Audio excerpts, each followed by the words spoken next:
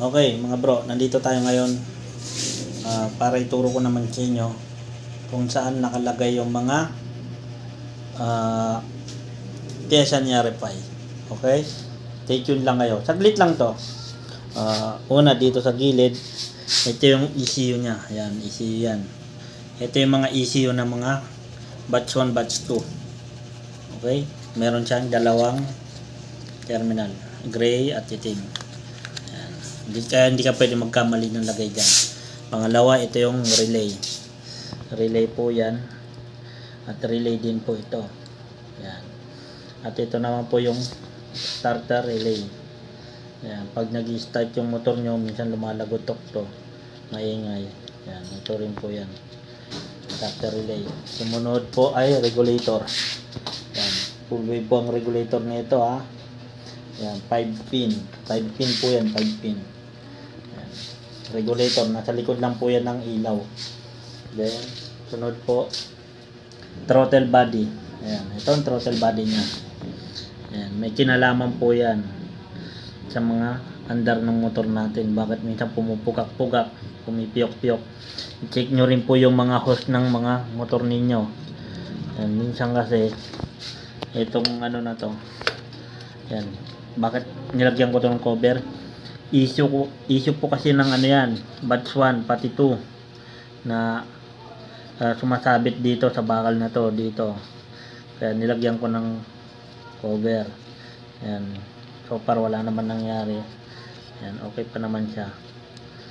Ayan, nakakonect yan dito. Terminal ng battery. Ito nga pala nilagay ko to. Ayan, nilagyan ko ng another terminal ng ground. Yan, ground po yan. Nakakonect po yun sa starter motor. Ayan, dito. Starter motor. Ayun o. Nakakonect. Para pampalakas ng ground. Ayan. Yung tangke natin. Ito yung tangke. Pag tinanggal yung tangke, ito 1, 2, 3, 4. Then, dahan-dahan nyo lang po ilulusot yan. Dahan-dahan nyo lang po palulusutin yan. At dito nyo po idadaan yan. Magkakasya naman yan. Tiyagaan lang. Kailangan tanggalin nyo lang din po yung terminal dito. Tapos, nung magtataka kayo bakit ko nilagyan niya ng ganito. Kasi nung unang-unang binuksan ko to, ay may kalawang kagad sa loob. So ngayon, naisip ko para hindi kalawangin, hindi pumasok yung tubig dyan, nilagyan ko siya ng silicone gasket. Yan, gasket maker. Yan, nilagyan ko. Sa gilid lang naman. Then, ino-obserbahan ko. Ngayon ang pang 3 years niya, kasi wala pa 1 year ata nun yung binuksan ko siya. Then ito 3 years na at full paid na po yan nung September last year. Yan. Then titingnan natin to ulit. So double check natin yan.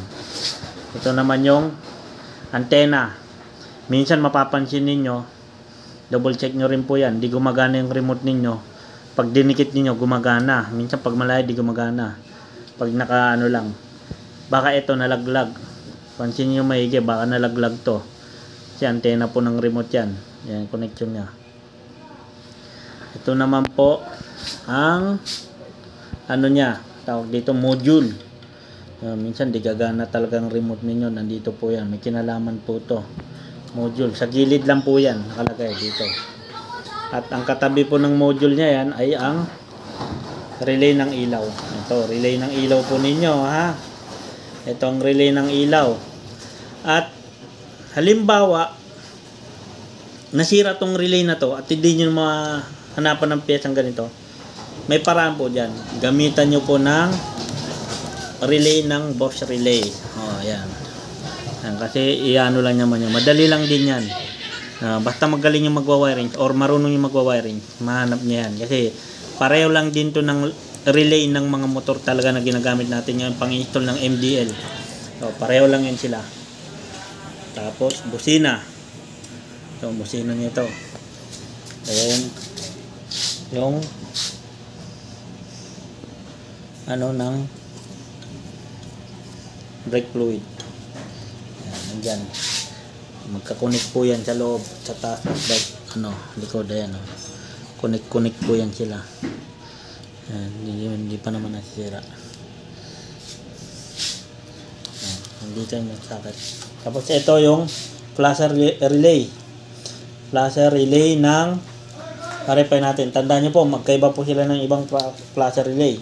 Ito may wire. Hanapin nyo po yung may wire pag nagkabit po kayo ng bago. Kasi meron pong ganun. May nabibili po nun. Okay? Ano pa ba? Oh, ito yung knob, yung pindutan ng ating motor. Ayan. Ayan, hanggang ngayon gumagana po yan. At may mga paraan po tayo dyan. Magtataka kayo ba't bukas yan, kasi pinag-aralan ko yung wiring nito. Ayan, kung saan dumadalo yung mga yan. Ayan, ngayon mag-i-install ako ulit ng panibago kong wiring, ilaw at busina. Dahil meron kami ulit long ride. Ayan. Tandaan nyo po, itong motor na to, nakapag na po to, Philippine loop. Ayan. Nakaikot na po to ng Pilipinas. Ayan. Luzon, Visayas, Mindanao. Hindi man natin na lahat na daanan talaga, at least yung ikot ng Pilipinas ay naikot po natin. Okay, salamat po.